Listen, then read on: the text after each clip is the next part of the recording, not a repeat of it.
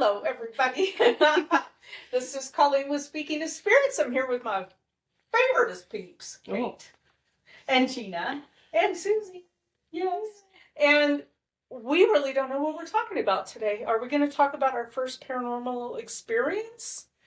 Or maybe like a profound one. A profound one. Yeah, I like that. I like that. I like that. Whoa. Because I don't know if I'm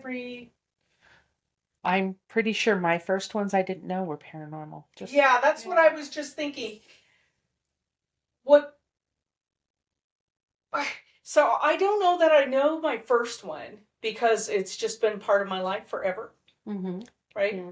Yeah. What's yours? So for me, because it hasn't been, right, and this is something I've been newly introduced to. So now that I've learned a bit more, I can pinpoint kind of like what you guys were saying, like memories. And I'm like, oh, that was probably something. But my first real one was in a house. I was with a little human, and they were like, hey, Kate, someone's at the door. A living human. Yes, living human. Small child. Small child. Human. Okay. Yeah. And there's like this big window, and they were like, hey, there's someone outside. And I come up, and there's no one here. There's fresh snow. There's no footprints. And they're like, they're staring right at us. Like, can you not see them? And I was like, no. And so inside, like, I'm screaming. I'm like, oh my God, what's happening? And she's like, look, they're walking back to their family right now. And I was just like, okay, child's imagination, right? Like, I'm not going to pay attention to it.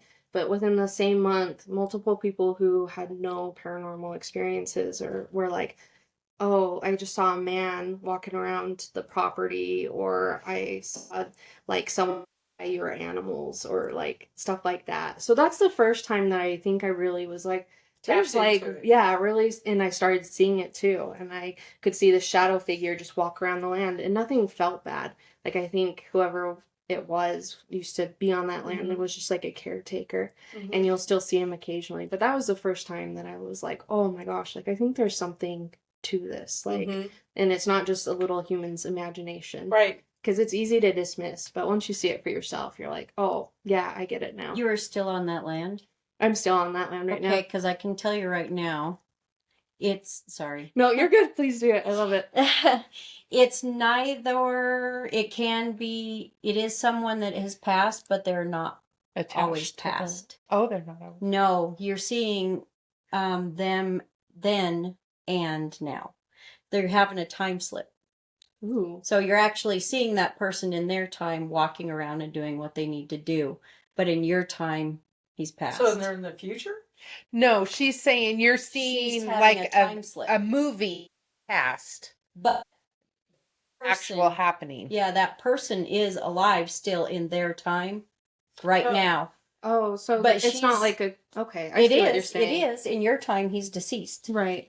But what you... Because this is the... different dimension. Yeah, this is the impression, that I'm getting, is that you're seeing a time slip. Yeah, you're seeing the past instead of the present with the ghost. Yeah, that's really interesting. Yeah, and that is very... Sorry, I'm a mixed bag of nuts. It is very, very possible. I've had that experience more than once in my life. But that's my impression that I'm getting, sorry, the goosebumps, is that you are actually having that time slip on your property. That's really interesting because the house was built in 2016. Like, there's no record of anyone being there before then. And it's out in the mountains, so that's really cool. Well, here's the other thing. Yeah, I was going to say we have Native Americans and we have the settler. I mean, this is the Oregon Trail came through here, you know? Yeah.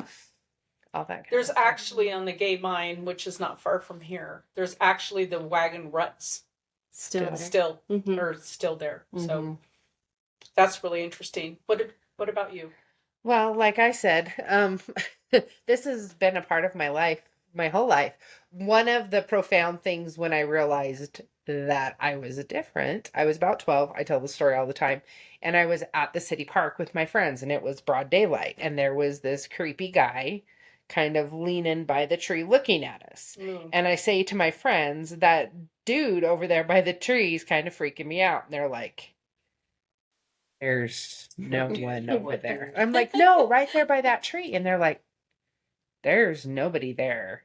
And I'm like, oh, I was just kidding. But he was as plain to me as they were plain to me.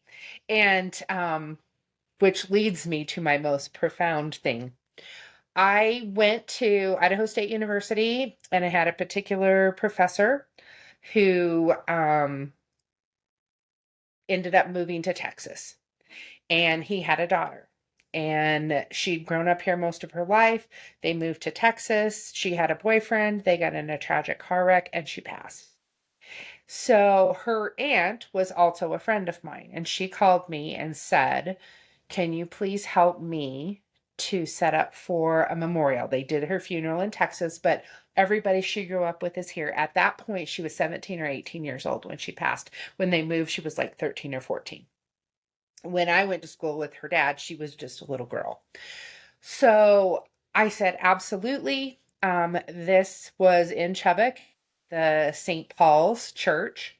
And for any of you that are familiar with Chubbuck, Idaho, or Pocatello, Idaho, St. Paul is a Catholic church. It's kind of hexagon shaped. It was kind of built. Physical therapy. Yeah. I've been in there. Yeah. Did you use a lot of gold in that ceremony? That service? Brass, yeah. Lots of brass plated and gold plated. Yeah, because we I put just lots saw of it photos. everywhere. Yeah, it was a really cool church because like a normal Catholic. It's into the ground a little bit there, and we had easels with pictures and different things on it, and had put all kinds of stuff up, and I could feel her. And there was a place where the altar normally was, and they had this large piece of wood suspended by chains. And I could see her sitting up there. And I could see her walking around looking what we were doing. And I didn't want to say anything to my friend because, that's what crazy things like that. So I just didn't really say anything. So we get ready to leave, and the memorial or celebration of life, whatever you want to call it, was that evening. And so my friend said, are you going to go home and get ready and come back tonight? And I said, yeah, I'm going to come back tonight. So we're walking to the car with the last box, because I took greenery and my silk flowers and all kinds of things, floor easels and table easels, and they were all brass. But something like, you know how you get that weird feeling like you're being watched? So we're outside. I turn back around, and there's about a 12-year-old little girl. She's sitting on the roof of the church. And she is in leotard and tights and the little see-through chiffon skirt with her ballet shoes on. And she's kind of sitting in a pose on the roof of the church, which on one side is not that far from the ground, but still the little 12-year-old girl on the roof. So I turned around and I looked at her, and I turned back around, and I'm like, that is so dangerous. I need to go help her get off the roof. And I turned back around, and there's no one there. And I'm like, okay. And I go and I get in my car, and I'm talking to God in my mirror. I'm like, I don't know what I just saw. I think I just saw something. If I saw something, I need a sign, but I don't really want a sign. And I'm like, right. How old are you? I was probably in my late 20s. Okay. And the girl that had passed was 17 or 18. The girl I saw was about 12. Okay. And I'm kind of undone, because there was no shimmer, there was no see-through, there was no feeling of it being anything other than a real child on the roof that was in danger. And I'm just like, if it was, you need to give me a sign, and it needs to be a really good. And I'm just talking to my mirror to God. And I get home, and I'm like, I can't go back. I can't go back tonight. And so I called my friend Debbie, and I said, I'm not going to be able to make it tonight. I'm not feeling good, but I'll be there tomorrow to help you take down. And she's like, okay, we'll be there at noon. It's all right. Don't worry. So the whole way down, okay, if I'm supposed to say something, you got to give me, it has to be a huge sign. And I was so uneasy that I was like, oh boy. Yeah. I was so uneasy. I'm like, there can be no question. This has to be a sign that I need to say something to her. I'm never going to say anything to her because she's going to think I'm crazy. And I get to the church, and she's just pulling in, and inside I'm still like, do I say something? Do I not say something? Oh my gosh. She goes, come here a second. I need to grab something out of my car. So I go walking over. She opens the trunk of her car, and sitting in her car is a pair of ballet slippers, a pair of tights, a leotard, and a chiffon skirt. And I start speaking in tongues. There's no, who's that? I don't know. She's like, what's wrong? What's wrong? And I'm like, oh my God. What is this? And she's like, well, that was hers when she was a little girl. And I said, like 10, 12 years old. And she's like, yeah. And I'm like, oh my God, oh my God. And I start just crying. And she's like, what? And I'm like, she was here and she was wearing it. And she goes, really? And I said, so weird. And she was sitting in a pose. She gets in her purse. She pulls out her wallet and she goes, this pose? And it was the exact pose in that exact outfit from one of her dance pictures that I had seen. Crazy. And that was her validating. Yes, she was there. And then the aunt, Debbie, starts crying because she's like, I felt her the whole entire time and I kept wanting to say, are you feeling her? But I didn't want you to think I was crazy. I thought I was crazy. I mean, I've experienced this my whole life but it was my first time having an actual, like, I can touch you kind of, and knowing it was weird, but yeah, it was super, super profound. And now I go, well, there probably were a lot of people I've seen that have passed that I didn't know, like the dude by the tree, that I didn't, was not a breathing, bleeding human. And especially, I think what threw me off the most was because she didn't come across as a 12-year-old. I mean, she didn't come across as her current age that she passed at. She came across as a 12-year-old, but it was all like absolute divine timing because the exact thing she was wearing was in the trunk of the car. She hadn't pulled it out. She didn't. She goes, I was going to put it in there and I couldn't find a place and I didn't know how to display it. So I just put it back in the trunk. And so that was mind boggling, and it takes a lot to boggle my mind. Meant to be. You? Oh boy. I've had so very many experiences. I always knew that they were not alive. My very first memory of encountering something that wasn't human was when I was very Claire, Living human? living human or human entity? Okay. neither. Oh, I got a good story for Neither. you too. Oh yeah, we got lots of stories. I was small enough to have my bottle still in my hand. And this entity, which I knew was evil, was at the basement in my parents' home. Basement, it always would show up when like there was arguing and fighting in the house. And I would see it sitting at the bottom of the stairs, crouched and kind of growling at me, and just always, something awful. The energy that would come off from that would just feel terrible, but I would get angry every time I saw that son of a bitch. Sorry. No. And I would take my bottle and I would chuck it at him. That is my first memory of having an experience with one as young as I was. I've got lots and lots of profound ones. There was one time I got the croup when I was about 8 years old. My chest collapsed. And the next thing I knew, I was in a room full of people all dressed in white. And a lady turned around and looked at me, and she didn't speak, but she told me, you're not supposed to be here yet. It's not your time. And she touched my forehead, and boom, I was right back in my body. I climbed down out of the bunk bed, went and woke my mother up. They rushed me to the hospital, got me breathing again, and then put me in bed with them at night. And as my parents lay sleeping, and I couldn't sleep for the life of me, another being, an entity, all clad in white and glowing, walked into my parents' room, stood in the doorway, was about 3 feet off the floor, and just looked at me and held out their hand. And of course, I was a kid and hid under the covers. I never didn't come back out. But I have so very, very, very many of them. One that's actually kind of close to my heart. My mother passed away, and I was really crushed over that.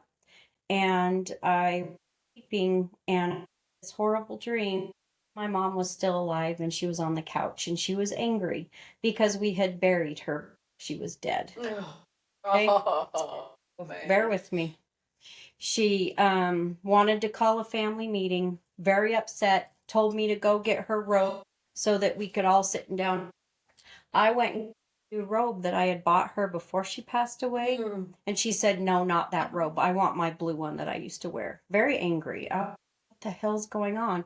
And I was so happy to see her, so excited to see her.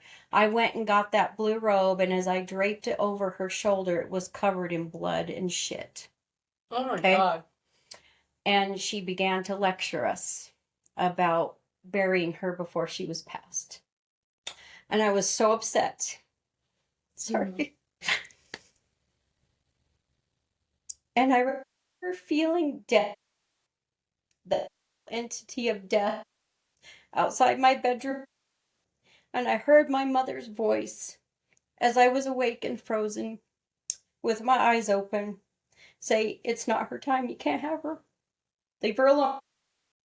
And was fighting with him and told him to leave.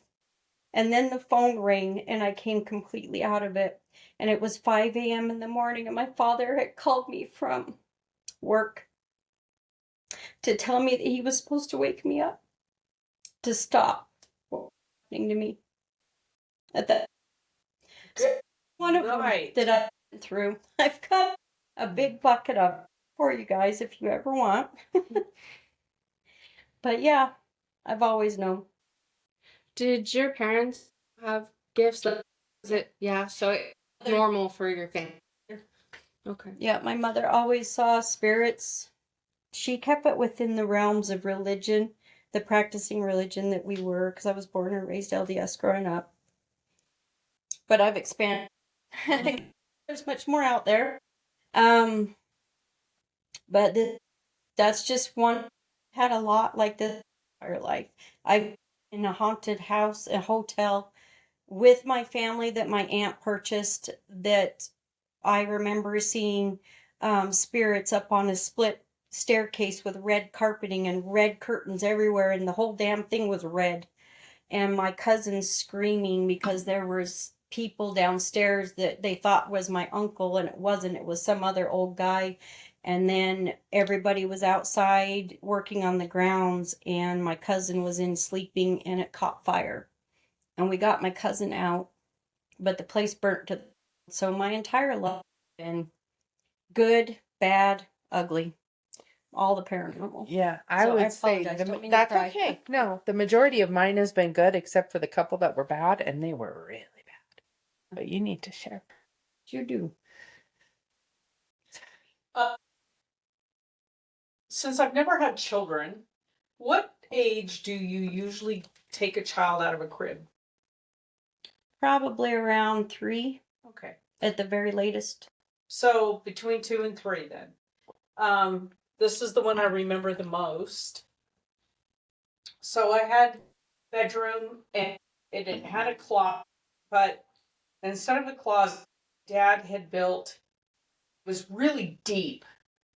So my dad had put like a platform in there where I could crawl up on, and it was my bed. I had a bed, but he made me another bed that I could close curtains. And so it was my snuggie space. And I had a light in there. I had a little, and it was just like I could hide from the world in there and read my books. And That's so funny. so that was my space. And so it had ties, and my mom would always tie back the curtains. And when I remember it was,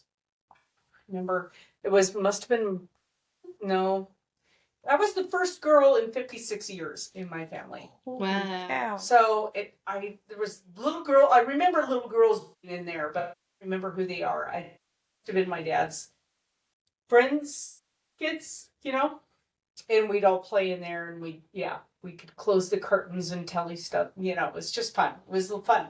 But I remember it had a very really, my dad built, and I remember really big window, and then there was this very narrow hallway, and then their bedroom. So their bedroom was right next to mine, and my brother's was right past mine. And so I remember looking out the window one time, and there was this giant, and this sounds so stupid, red eyeball filling the whole universe. Was this red eyeball looking in through this window at me. And it absolutely I still remember it, and I remember being absolutely terrified and screaming, and my mother came to get me, and she saw it. And she looked out the window and just like hid my face so I couldn't see it anymore. It took me in her bedroom and then closed all the blinds. And I remember thinking, oh my God, it's going to get us. Whatever this thing is, it's going to get us. And she kept saying, it's not going to get us. We're safe in the house. And she kept looking like, and then she could actually, like in every window was the red eyeball. And so I remember my brother actually coming into our bedroom, and my brother didn't see any ever. The red eyeball came in, and I guess my dad did a lot of, he was in the military, and then he did a lot of civilian search and rescue. So he was Civil Air Patrol, so he's probably out flying. And I remember all of us being in my mom's bed and mom and dad's bed, and mom saying, it's okay. I protected us. It's okay. But I remember her being nervous. And my parents were both cops. And the fact that the psychic and everything else, she was never afraid, ever. Because she knew the outcome of everything. And I remember her being nervous. And I wondered, and that spun my fear. Like my brother couldn't feel that, but because I could. And her nerve spun me. I remember afraid of that all of my life. Like still today, I think about that all of my life. So do you think that was maybe somebody that was angry at your parents for being cops sent it to them? No, or do you think I it don't was know what it was, paranormal? but honestly, here's the deal. That's interesting. So my also wrote for the Twilight Zone and the Night Gallery and all of those, and we watched them all as kids. And so I could have easily picked up on something in a show and spun it. But the fact that she saw it too, because I asked her years later, did you see the eyeball? And she said, I saw the eyeball. It was this ginormous red eye looking in every single window. I have no idea what it was. Did she ever have an inkling of what it No. was? If she did, she never told me. She never. I had asked her a couple of times, did you see? She said yes. And that was the extent of what she would say. And my mom always talked to me through everything. She taught me how, our house was always really active, and we had this was another house. So we moved when I was 6, maybe, I guess. I think it was kindergarten when we moved to close to Lake Tahoe. So the house that we bought was this just enormous house.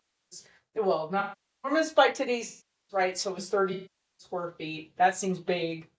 But, well, yeah, right? Yeah, so, that's like, pretty this big. house, 200 square feet, it's the basement. It's finished, so it makes it, So, it had 7 bedrooms. And so that house was really active, but we didn't know why.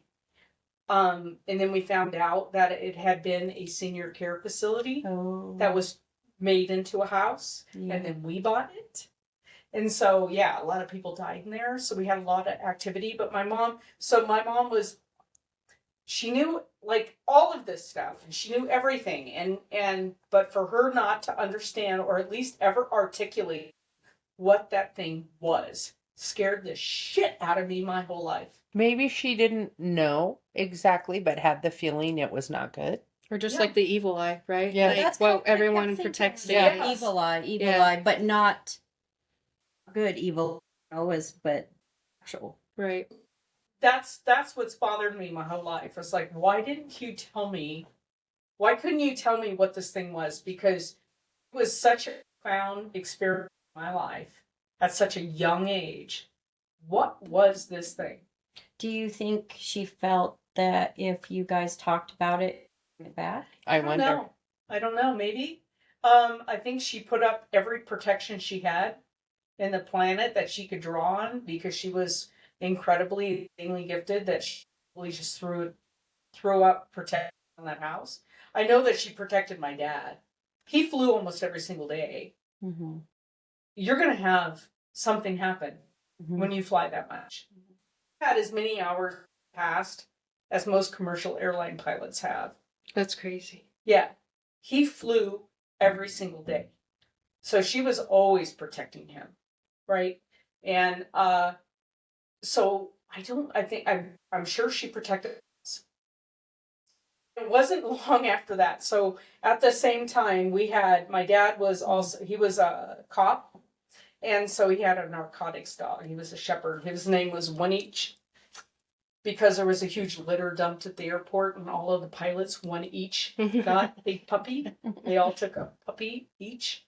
And so he was a German. You could tell he was purebred. He was beautiful. He was probably almost, my bloodhounds were about, my big ones were about 135 pounds around. This dog was massively bigger. Oh, wow. Big, black German Shepherd. And he was a narcotics dog. And back in the day, when you trained a narcotics dog, you gave them dope. So they went a little nutsy. So I remember right after that with the eye, and it could have been within the same week, that my brother we all went to Disneyland, because we always went to Disneyland. And my brother had a sleepover with a couple of his buddies in the front room. And I remember same period of time. I was little, and I always used to in the hall and get better every night. So years later, my brother would scatter like fake spiders in the hallway, and that kept me in my bedroom because I wouldn't want to run across the spiders. And I think my parents finally said we couldn't move her. She needs to sleep in her bed. But so I remember being in bed with my mom, and I think it was within a couple of days of the eyeball, and somebody was trying to break into our house. We had to patch bullet holes on the side of our house to sell it because they were cops in a very bad part of town in LA County. Okay. So somebody was trying to break into the house, and my dad was gone, and One Each was home. And my dad had put like duct tape around his tags so they wouldn't jingle. So my mom, I remember looking out the living room window and seeing somebody standing there. And I told my mom, I'd run down the hall and looked, and then I went in her bedroom and said, somebody's outside. And so she had let the dog out the back door, and then within like 30 seconds, you heard the most blood-curdling scream as that dog tried to devour who was outside our house. Yeah. So was the eye protective? I don't know.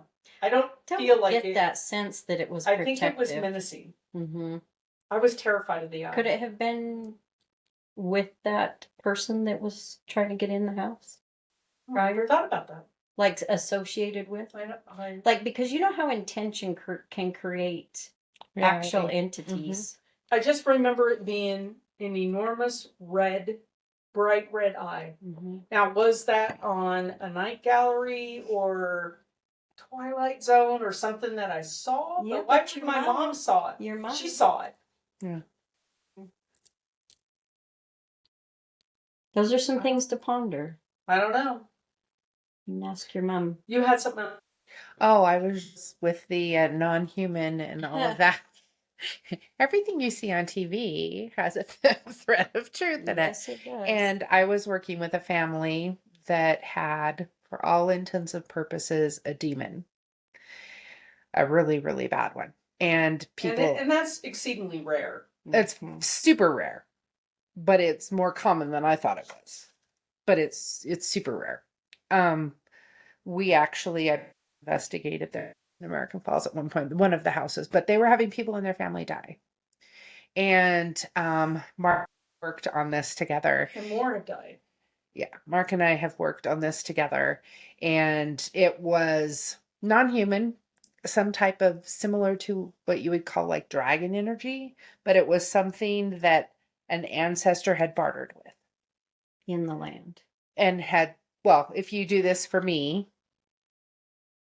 sacrifices out of the family. I don't know. Here's the deal. Never barter. No. Never barter with your life. No. or other people's. Other people's lives. Because it's usually not the person who barters. It's people they love. But anyhow, so I was working with these people and this thing was not very happy about it.